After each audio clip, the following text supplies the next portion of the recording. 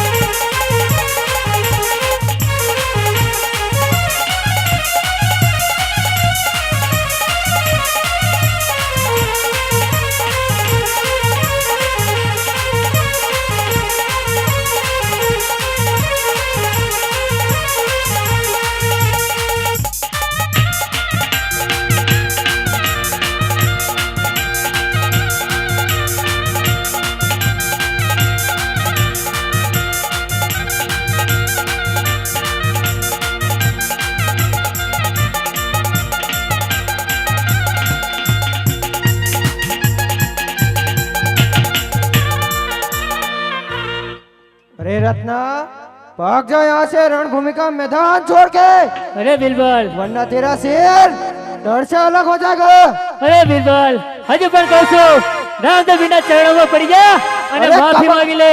अरे कबान से निकला हुआ तीर कभी रुकता नहीं।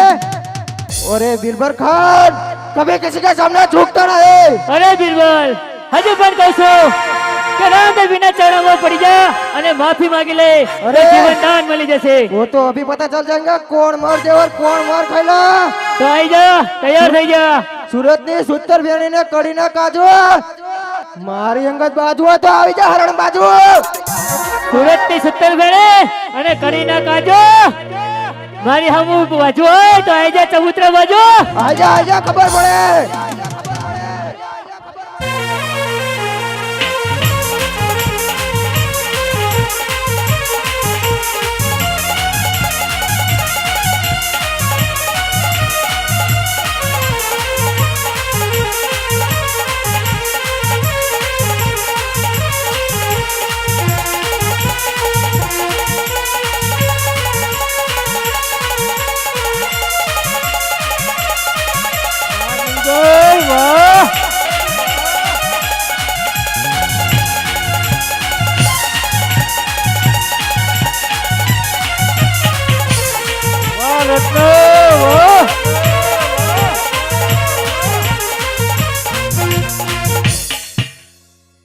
अरे आज मेरी दिल्ली दरबार में एक बालक क्या आया। मेरे पूरी सेना, मेरे 12 लाख मोगले सभी का कत्ल कर दिया। तो क्या हुआ? यह दिल्ली दरबार पूरा मेरे साथ है। क्या हुआ? डरते क्या? रामदेव सामना कर। अरे ओ बादशाह तारा મોગલા તો બધા કતર ઘાણ કરી નાખ્યા અને હવે તારો વારો છે તારો। अरे खामोश। वाह फरे वादर फरे, वाह फरे वादर फरे, फरे नदियों ना नीर। अब बादशाह कोई दिवस बोल्યું ना फरे, भले सूरज उगे पश्चिम। ધરી હાથ ખંજરમાં, ધરી હાથ ખંજરમાં ફુવારા લોહીના થશે બાદશાહ।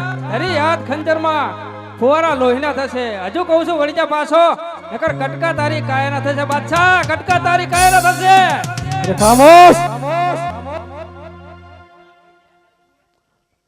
अरे रामदेव, अभी भी समझा रहा हूँ, चला जा वरना मारा जाएगा। અરે આ ધૂળ ઉડવાથી કઈ સૂર્ય ઝાંખો થતો નથી. અરે આ રજ ઉડવાથી સૂર્ય કઈ ઝાંખો થતો નથી. અને તારા જેવા બાદશાહ જેવા વામદેવનો વાળ પણ વાંકો થતો નથી. अरे हाँ रामदेव, सामना कर, चल આજા आजा।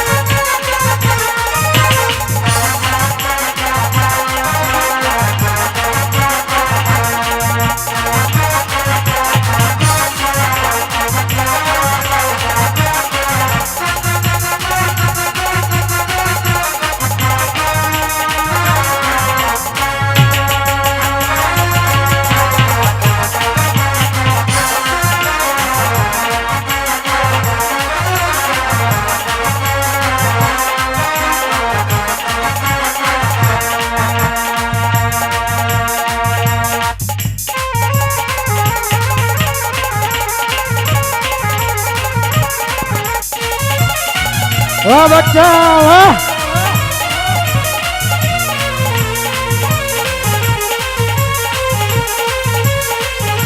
जय बाबा रे।